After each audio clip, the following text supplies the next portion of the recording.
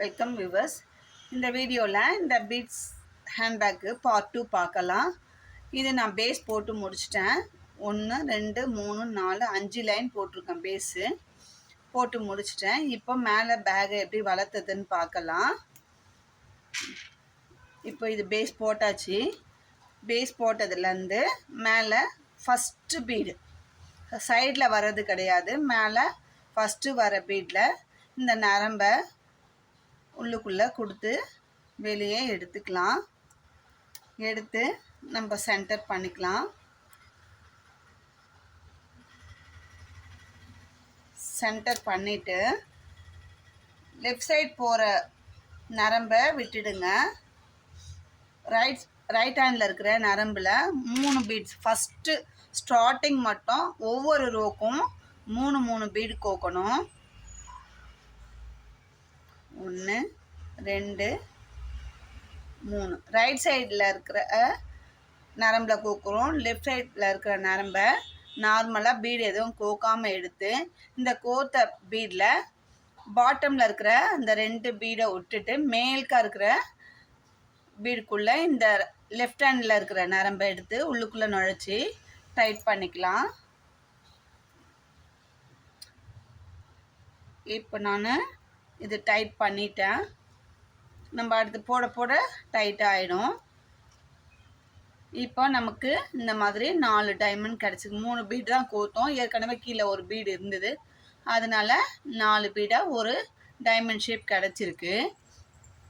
இதுக்கு அடுத்ததாக left side இருக்கிற நரம்பை பக்கத்தில் இருக்கிற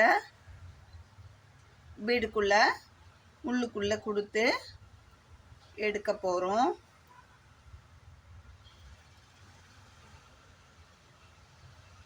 உள்ளுக்குள்ளே கொடுத்து எடுக்க போகிறோம்.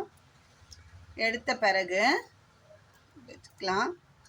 திரும்பவும் ரைட் ஹேண்டில் இருக்கிற இந்த நரம்பில் 2 பீடு கோக்க போகிறோம். ஃபஸ்ட்டு ஸ்டார்டிங்கில் 3 பீடு கோத்தோம். அடுத்ததாக இப்போது 2 பீடு தான் கோக்க போகிறோம். ஏன்னா ஏற்கனவே சைடில் ஒரு பீடு இருக்குது, பாட்டமில் ஒரு பீடு இருக்குது. இன்னும் 2 பீட்ஸ் கோத்தோம்னா நம்மளுக்கு செகண்ட் ஒரு டைமண்ட் கிடச்சிரும். அதனால் நம்ம 2 பீடு இனிமேல் போடுறது எல்லாமே ஃபுல்லும் ரவுண்டு சுற்றி வர்றதுக்கும் ஃபஸ்ட் லைன் ஃபுல்லாக 2 பீடு தான் கோத்து அடுத்த நாளில் போட போகிறோம். ஒரு பீடுக்குள்ளே உள்ளுக்குள்ளே விட்டு எடுத்துக்கலாம்.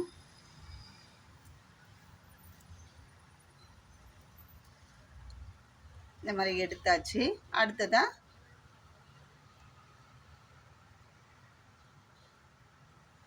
மூணாவது இருக்கிற பீடுக்குள்ளே லெஃப்ட் சைடு நரம்பை கொடுத்து எடுத்துட்டு அதுக்கப்புறம் ரைட் சைடு இப்படி வச்சுட்டு ரைட் சைடு இருக்கிற நரம்பில் 2 பீடு கோத்து போட போகிறோம். இதே மாதிரி நம்மளுக்கு எவ்வளோ ஹைட்டு வேணுமோ அந்த ஹைட்டுக்கு போட்டுக்கலாம். உங்களுக்கு எந்த ஹைட்டுக்கு தேவை பேக்கோ அந்த ஹைட்டுக்கு போட்டுக்கலாம். இதே மாதிரி போடும்போது இப்போ இது நான் 3வது பீட் போட்டுட்டேன். 3 டைமண்ட் நம்மளுக்கு கிடச்சிருக்கு. இதே மாதிரி சுற்றி போட்டுகிட்டே வரும்போது இந்த இடத்துல வரும்போது நமக்கு இந்த பீடுக்கு முடிப்போம். அடுத்ததாக இந்த பீடில் முடிக்கும்போது இது லாஸ்ட்டு போட்டுட்டு இதில் முடிக்கும்போது ஒரே ஒரு பீடு மட்டும்தான் கோக்க வேண்டியதாக வரும். ஏன்னா இந்த சைடும் நம்மளுக்கு ஒரு பீடு கிடைக்கும், பாட்டமில் லெஃப்ட்டு ரைட்டு ஒவ்வொரு பீடு கிடைக்கும். நம்ம டாப்பில் மட்டும் ஒரே ஒரு பீடு கோத்து இந்த ரோவை ஃபினிஷ் பண்ணுவோம். அதே மாதிரி சுற்றி எத்தனை லைன் வேணுமோ நீங்கள் போட்டுக்கோங்க. அது நம்மளோட விருப்பம்தான்.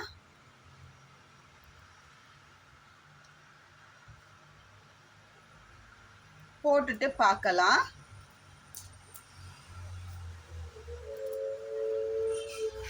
பாருங்க, நான் எனக்கு தேவையான கஸ்டமர் கேட்ட சைஸ்க்கு நான் பேக்கை ஃபினிஷ் பண்ணிட்டேன். எனக்கு இந்த மெஷர்மெண்ட்டில் இவ்வளோ லென்த்து, இவ்வளோ வித்து, இவ்வளோ ஹைட்டு வேணும்னு கேட்டாங்க. அதே மாதிரி முடிச்சிருக்கேன்.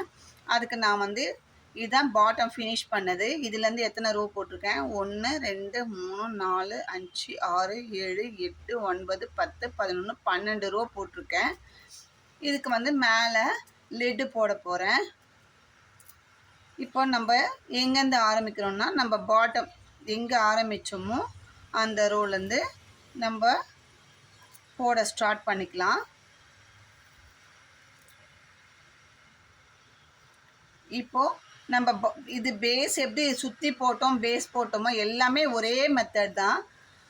அதே மாதிரி இப்போ இதில் நான் இப்போது லெஃப்ட் ஹேண்ட்லேருந்து போடுறேன். இங்கே ஃபினிஷ் பண்ணேன். இந்த நம்மளுக்கு நரம்பு மீதி இருந்ததுனால நம்ம இந்த ரோ மட்டும்தான் போட போகிறோம். ஒரு சைடு தான், இந்த சைடு போட போகிறது கிடையாது. ஆப்போசிட்டில் லென்த்தில் போட போகிறது ஒரு சைடு தான் போட போகிறோம்.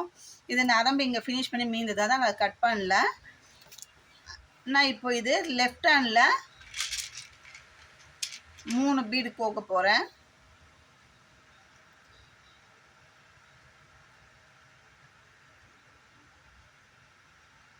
மூணு பீடு கோத்துட்டேன்.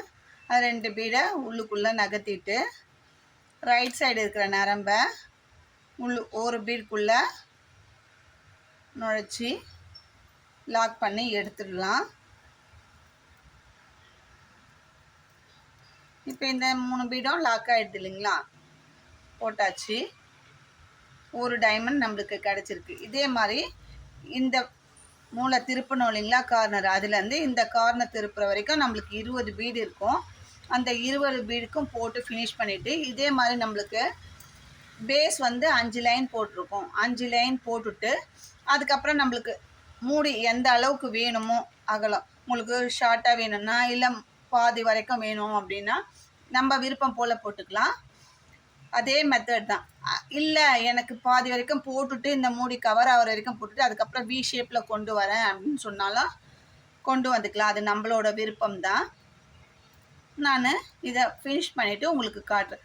அந்த மாதிரி கிராஸாக கொண்டு போகும்போது நம்ம இந்த மூடி கவர் ஆகிற வரைக்கும் 5 லைன் போட்டுட்டு அதுக்கப்புறம் ஒரு 3 லைன் வேணும்னாலும் போட்டுட்டு அதுக்கப்புறம் அந்த வி ஷேப் கொண்டு வர்றதுக்காக இந்த பக்கம் ஒரு பீட் கம்மி பண்ணி இந்த பக்கம் ஒரு பீட் கம்மி பண்ணி அப்படியே கிராஸாக கொண்டு வரலாம்.